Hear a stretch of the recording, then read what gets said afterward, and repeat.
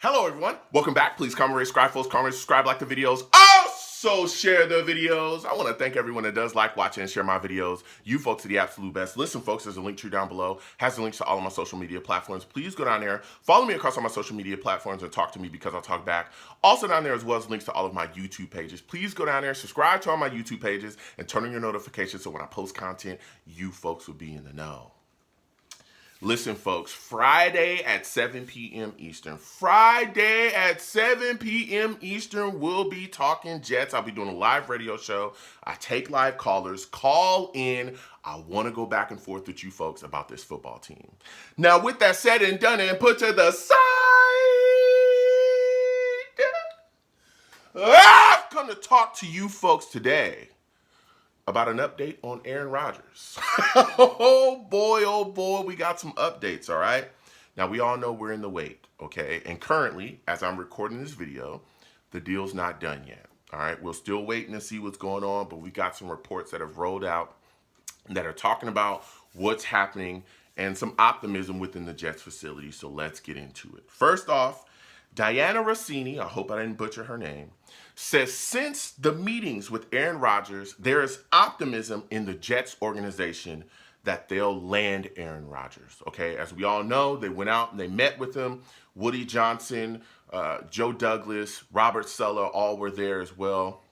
And they sat down with Aaron Rodgers, talked about things, trying to, continue to recruit him and get him to become a Jet. Now, again, we're hearing from sources within their organization that they're optimistic that Aaron Rodgers is going to choose the Jets. Then Tom Pellegrino says, he reports, okay, this is a guy that's an NFL guy.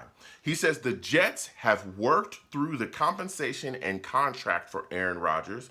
It's up to Aaron Rodgers to let the Packers know what he wants to do. So now, officially, again, it's all on his doorstep. The Jets have worked out the compensation, which is going to be extremely interesting to see what the Jets end up giving up. Okay, again, I remember at one point it was talked about as 2 first-rounders for Aaron Rodgers at one point. Now there's a lot of rumors swirling, a lot of things coming from different analysts talking about how the Jets might only have to give up 1 first-rounder. Some people say less. We will see. But there's also reports saying that Woody doesn't necessarily want to pay the full $59.5 million that it would cost for Aaron Rodgers. So you got to wonder how much of that the Packers are going to be willing to eat if they want to move Aaron Rodgers. And also, if they're willing to eat more of his cash, right, will that affect the compensation that they receive back? If they're willing to eat 20, 30 million or something like that, will they then require more capital as far as picks? And if they eat less cash, will that require less capital? We will see, but there's a lot of rumors swirling about where it goes. I don't know. It would be hard for me to say that the New York Jets will come out of this without having to give up a first-round pick, but we have seen Joe Douglas be able to work unbelievable deals, so that might be a possibility. Maybe he packages multiple different mid-round picks and is able to move up a couple seconds or something like that. We will see, okay? So that is what's said about as far as the contract and the situation with Aaron Rodgers. Now, there's a lot of people in the media, and I might go on a rant here. I apologize, but I'm about to go because I've had about enough of it.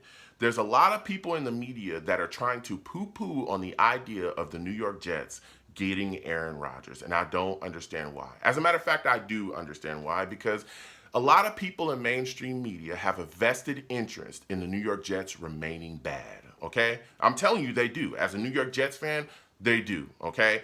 And one of the biggest issues with the New York Jets for however long, right, since, I don't know, Chad Pennington, right? And that was decades ago when we had him.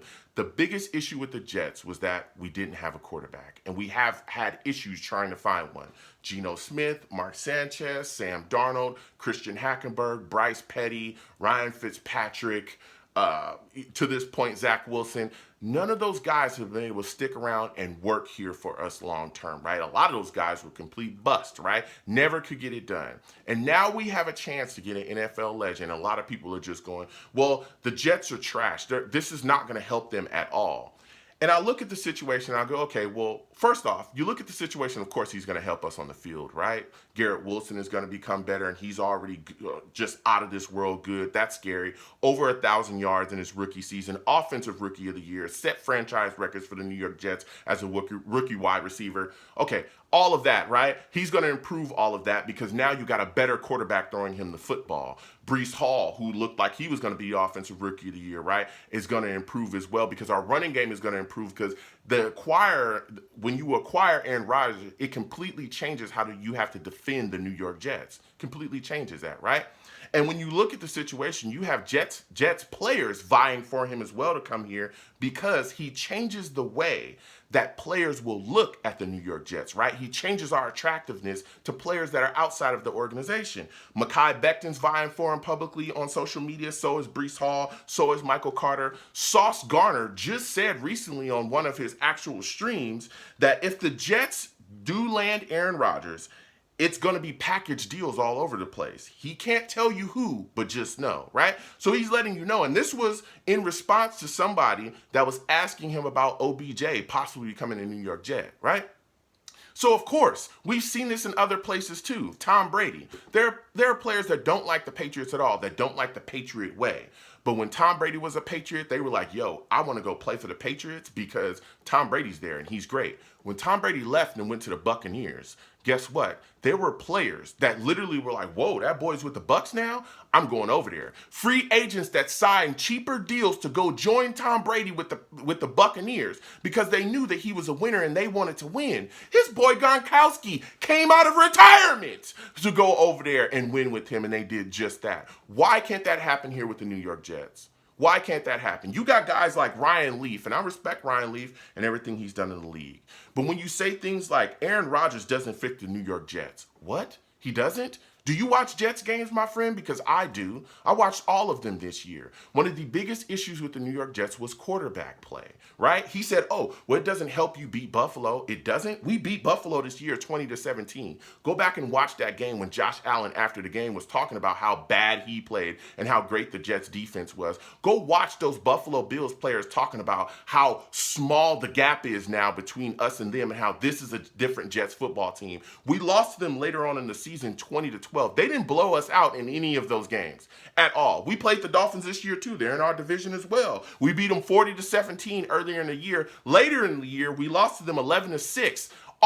When you go back to those losses, we couldn't score. It was quarterback play. Bad quarterback play is what lost us that last game to Miami. Oh, by the way, we're competing with upper echelon teams already in this league. Our defense is that good. We played the Vikings this year. People had them picked to be in the Super Bowl. They beat us 27-22, not 37-22, not 47-22, not 57-22, 27-22. The New York Jets were in the red zone 6 times and only got 1 score from the red zone. You don't think if we have Aaron Rodgers, we score more than once against the Vikings? I believe we do. If we have Aaron Rodgers on the football team this past season, we would have easily have been a 14-15 win team.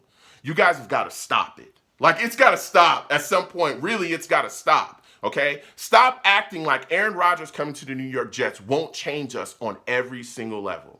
Stop acting like that. Even if it's 2 years, that's fine, right? Because it's Aaron Rodgers and we get elite quarterback play. Is he Aaron Rodgers when he was 25? No, but he's still an elite quarterback in this league the same way that Tom Brady for the last couple of years was an elite quarterback in this league and was still getting it done. He's winning Super Bowls and people were saying, oh, he's over the hill, and he's still getting it done out there. You guys have got to stop, and I've had enough of it. Stop acting like Aaron Rodgers coming to the Jets isn't a big deal, because it is. It fixes a lot of the issues that we have on this team, and it will make players want to come here that honestly probably wouldn't think about coming here if he wasn't here. It's got to stop, man. Comment down below. Let me know what you folks think. How do you folks feel about this situation? We're still waiting on Aaron Rodgers. Okay, I'm a little nervous. I ain't gonna lie to you. A lot of people reporting it's either us or retirement, all right? Come on, A-Rod, all right? Come on, baby. Comment down below. Let me know what you folks think. See you folks on the radio show. You folks have a good one. Peace.